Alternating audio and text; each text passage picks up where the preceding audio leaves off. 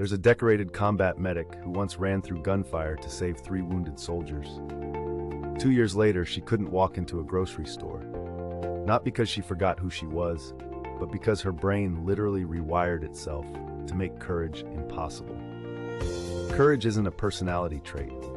It's architecture, a specific neural circuit running between your prefrontal cortex, your amygdala, and your anterior cingulate cortex. When that circuit works, your brain can override fear with purpose. You feel the terror and move anyway. But that circuit can break, and when it does, bravery doesn't just fade, it collapses like a building losing its load-bearing walls. Here's what most people get wrong about losing courage. They think it's weakness. They think someone just gave up. But neuroscience tells a completely different story.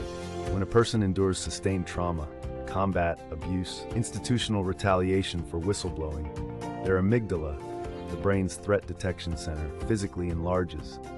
Meanwhile, the prefrontal cortex, the part responsible for rational override, actually shrinks in volume. This isn't metaphor. Brain scans show measurable tissue changes. The architecture of bravery gets demolished at the hardware level. Take the whistleblower who reports corporate fraud. Day one, they're driven by moral conviction. But then come the lawsuits, the isolation, the death threats. After 18 months of sustained retaliation, their nervous system enters a state called dorsal vagal shutdown. It's not fight or flight anymore. It's freeze. Their body decides that complete withdrawal is the only way to survive. The person who once stood in front of a boardroom and said this is wrong now can't make a phone call without shaking. Or consider the abuse survivor who once had the courage to leave. They got out. They rebuilt their life. Then a new relationship triggers the old pattern. And suddenly every confrontation, even a minor disagreement about dishes, floods their system with cortisol and adrenaline at levels designed for life-threatening emergencies. Their courage didn't disappear because they're weak. It disappeared because their brain can no longer distinguish between danger and discomfort. So how do you rebuild something that's been dismantled at the neurological level? Here's where it gets counterintuitive. The answer is not motivation. It's not willpower. And it's definitely not someone telling you to just be brave again.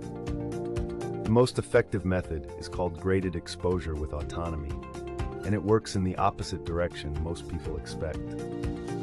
You don't start with the big fear. You start with the smallest possible act that your nervous system registers as a choice, not a threat. A veteran who can't leave the house doesn't start by going to a crowded mall. They start by standing in the open doorway for 30 seconds. That's it. Because what their brain needs isn't proof of bravery, it needs proof of safety during voluntary discomfort. Researchers at the University of Zurich found something remarkable in 2019. When subjects made small, self-chosen acts of facing fear, their prefrontal cortex activity increased within just 2 weeks. The tissue didn't regrow overnight, but the neural pathways started firing again, like electricity finding its way through a damaged grid. The key variable wasn't the size of the action, it was the sense of agency. Forced exposure actually made things worse. Chosen exposure rebuilt the circuit. There's a second counterintuitive element. Rebuilding courage requires deliberately feeling safe, not pushing through danger. Trauma-informed therapists now use techniques like co-regulation, where a calm nervous system literally helps reset a dysregulated one through proximity and attunement.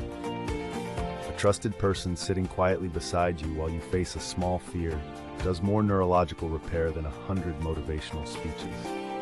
The combat medic from the beginning of this story? It took her 14 months of graded exposure therapy. Her first act of rebuilt courage wasn't running through gunfire. It was ordering coffee at a counter while making eye contact. Her second was returning a wrong order. Her third was sitting in a waiting room without planning an exit route. Each one was a brick laid back into the architecture her trauma had destroyed.